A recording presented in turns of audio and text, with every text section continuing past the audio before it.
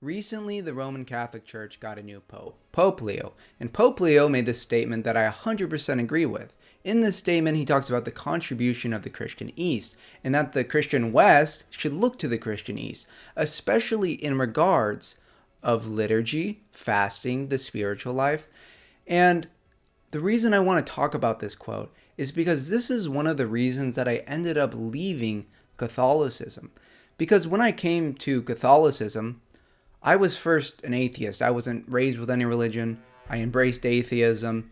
And I started to eventually find Christ. And discerning between Protestantism and Catholicism, that was a pretty easy decision when we're looking at the Bible and church history. And so I didn't even know about the Christian East. I didn't even know about Orthodoxy. So Catholicism was the easy choice. And when I became Catholic, I was really excited about all the teachings and, the spirituality. But part of Christian life is worshiping God and the liturgy. And the more and more I got into Catholicism, I started to realize that there are major liturgical problems in the Catholic Church. And as I became more and more traditional Catholic, and I went to the Latin Mass, which is basically the Catholic Western Rite Mass before the changes in the 1960s and 70s with the Novus Ordo, which is the Mass that every Catholic experiences now, I experienced a lot more reverence, especially for the Eucharist, more beautiful hymns instead of these Protestant songs, and it just felt like God was more present in the Latin Mass versus a Novus Ordo. The use of incense, which I hadn't really experienced that much in the Novus Ordo. It felt like the most Catholic thing, the most Western Catholic thing. And it just made me wonder if proper worship of God is so important, which we read about in Exodus. I mean, the way we worship God is not arbitrary. We can't just make anything up. There should be a tradition that's handed down from the apostles. And the Catholic Church, the West, recognizes that the East has done that really well. Now, I didn't even know about the East really at this time.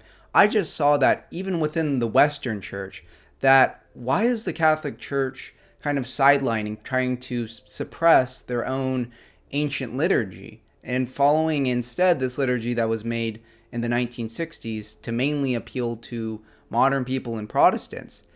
And then we can see what's happened in the past few years with the Catholic Church, the Pope, trying to restrict the Latin Mass even more, to make it more difficult for people who want a more reverent Mass to attend that. This has practical implications on people's lives.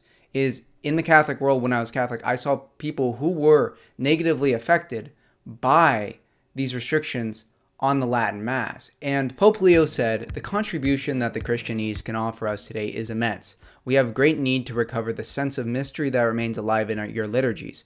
Liturgies that engage the human person in his or her entirety, that sing of the beauty of salvation and evoke a sense of wonder at how God's majesty embraces our human frailty. It is likewise important to rediscover, especially in the Christian West, a sense of primacy of God, the importance of mystagogy and the values to the typical Eastern spirituality, constant intercession, penance, fasting, and weeping for one's own sins. And for those all humanity, it is vital. Then that you preserve your traditions without attuning them, for the sake perhaps of practically or convenience, lest they be corrupted by the mentality of consumerism and utilitarianism.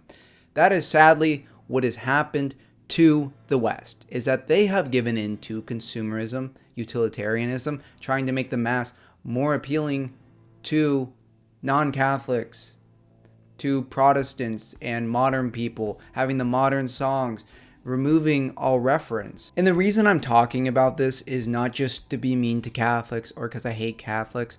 I used to be a Catholic and I didn't want to leave the church. No one wants to leave the church when you've made friends, that's what you've experienced.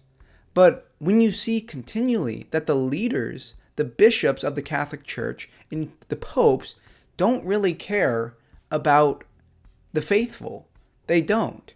And when you see these dogmatic contradictions when you get into Vatican II and Vatican I, and you see they're constantly praising the Orthodox. Ratzinger, Pope Benedict said that the East is petrified. They have maintained their tradition, that the Eastern view of the first millennium is what the Christian church was.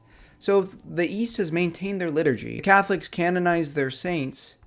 Recently, we're seeing this liturgical war in the Diocese of Charlotte, where basically what they're trying to do is the bishops, the Catholic bishops, under the previous Pope, Francis, had put out this directive, Traditionis Custodes, and they're trying to make it insanely difficult just to attend a Latin Mass, where it's like you can only have like one in the entire town and it's really far away and it can't actually be in a church. It just made me wonder if we need the Pope and the Catholic Church to maintain tradition, but we can see that in this case, the Catholic Church is actually the one destroying tradition and destroying its own tradition, destroying its own liturgical tradition. Why would I trust this church with my soul? As I really started to question this. And so a lot of people get in this dilemma and they learn about Eastern Catholicism. Basically, you can get a reverent liturgy, you can get a lot of Orthodox things, but you're still in communion with Rome. But what exactly is the point of being Catholic if the only good thing in the Catholic Church is the Eastern Catholics?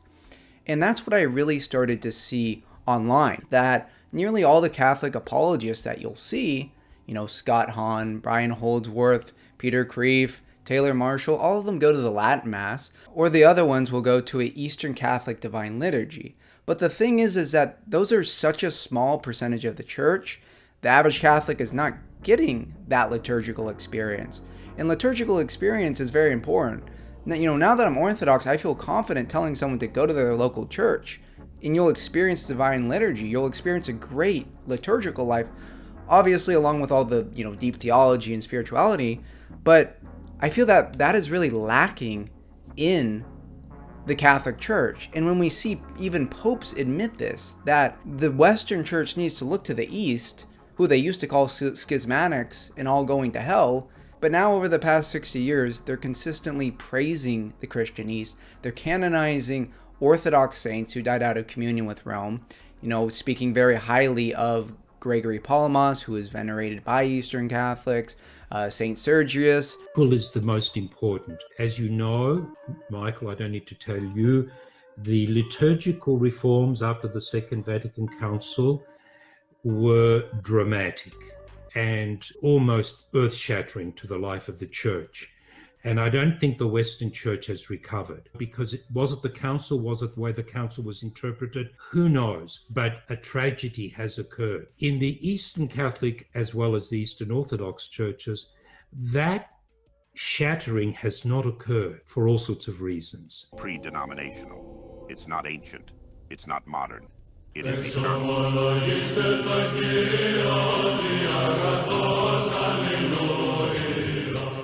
And so there's no pre-Vatican II and post-Vatican II really in the Eastern churches to speak of. And so there's greater continuity in all sorts of areas, particularly liturgical worship. The liturgy has changed gradually for 1,500 years in the East. We're not opposed to change, but things are done organically and gradually, and always with the tradition firmly established in the tradition. And the tradition, of course, is a living tradition. It's not a dead tradition. This is a very rich dynamic. Hopefully we'll get the Westerners away from this pre-Vatican II, post-Vatican II mentality, because the faith is not like that. It's much richer, much deeper, much more profound than I'm afraid either of those two groups appreciate, the progressives or the conservatives. They're limiting themselves to the Latin tradition after Vatican II, or even after the Council of Trent. We can help them to really discover the Latin tradition that was before Trent and in the first millennium, to get more in touch with their own roots, which we have in some ways kept more alive, the common roots that we have of the first millennium. I think it's very important in this period of upheaval to the Roman Catholic Church.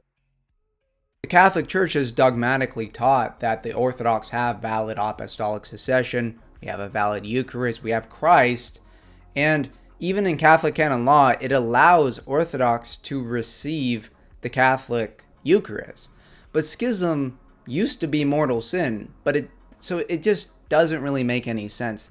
Their liturgical system, And there's a lot of people who are interested in trying to pick between Catholicism and Orthodoxy. But the best thing you can do is go and visit the local church and see how the liturgical life is. I've been to a lot of Catholic churches. The liturgical life was not good, and lots of Catholics have experienced this, and that's why they use the Reverent Mass locator. Is you have to find a Reverent Mass, which is either Eastern Catholic or TLM, but they're trying to phase out the TLM, and so the only thing left is Eastern Catholicism. But it's like, at that point, why are you doing that? Why not just become Orthodox?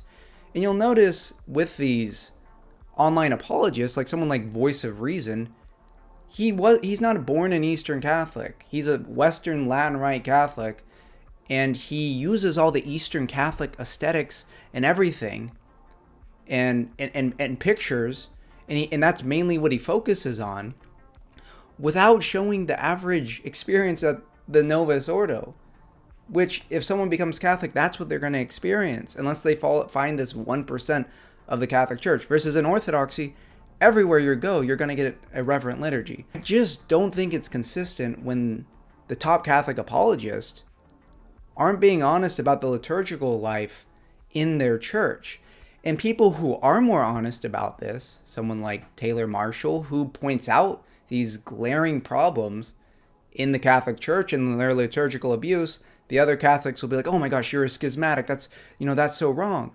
So it's like so dedicated to defending the Pope and the Catholic system that they're actually defending liturgical abuse. And I see that as a major problem. I see Protestants who are interested in Catholicism and Orthodoxy. Some of them go Catholic just because it's more accessible to them. But we can't compromise truth, and Orthodoxy is a truth. And all these things, what we experience in the liturgy, the aesthetics, they're not arbitrary. Truth, beauty, good, all these things are interconnected. And I think it's a major red flag when you see Catholic bishops and past popes trying to restrict a more reverent form of the liturgy while there's these glaring problems in the church that they aren't on top of. So it's like, what is their priority? Is that anyone who's been to the traditional Latin Mass and been in those communities, those people really take their faith seriously. They take their faith very seriously, and so why are they getting persecuted by their own church, by their own tradition? It doesn't really make any sense. And that's why I'm glad I made the switch to Orthodoxy, is I have the great liturgical experience. And Orthodoxy is so much more. I learned since being Orthodox for a few years now. And I've talked about in other videos, like, why not at least just try it out? And I'm glad that I tried out Eastern Orthodoxy. And I am so glad to be Orthodox. And I hope that Catholics who take their faith seriously look into Orthodoxy deeper. Again, I have no ill will against Catholics. I used to be a Catholic. I think it's damaging to people's souls when they can't even have a reverent, good liturgical life. Is the leaders of your church should not be taking that away from you. Is that you want to worship God. And I'm so glad in Orthodoxy that, yes, there's sinners in the church. There's problems, just as there always have been in church history. But I can just focus on the liturgical life, the spiritual life, reading the timeless teachings of the saints. And I know it's not going to change. I know the liturgy isn't going to change. And I can pass that on to my children, and my children can pass it on to their children. If someone goes Catholic over Orthodox, you're eventually going to find this out about the liturgical abuse within the Catholic system. And it's going to be disappointing. If you watch Catholic channels and they talk about this, you can see how depressed a lot of the people who are trying to take their faith seriously, because they're being persecuted by their own bishops. It makes no sense in how we worship God. And it's like, if the Holy Spirit really does guide the Catholic Church, why would he allow this mass liturgical abuse? And we see the popes praising the East. I hope you enjoyed the video. I just wanted to talk about this quote because I thought it was interesting. And I really do hope that the Catholic Church has more reverence in their liturgy and undoes these changes in the past 60 years and gets back to tradition, gets back to some sense of orthodoxy. And they've already admitted they're wrong on a lot of issues, including papal primacy with the Alexandria and Chady document. But I really heard when I was looking into Orthodoxy was superficial arguments against the Orthodox Church from the Catholics. And, these different issues, like some people bring up, contraception and divorce. Well, Ubi Petros has 2 amazing documentaries. If you are really interested in understanding those issues, I mean, both of those are deep pastoral issues. We can't just have some pop apologetic about it. Leave a comment and go visit a local Orthodox church. God bless.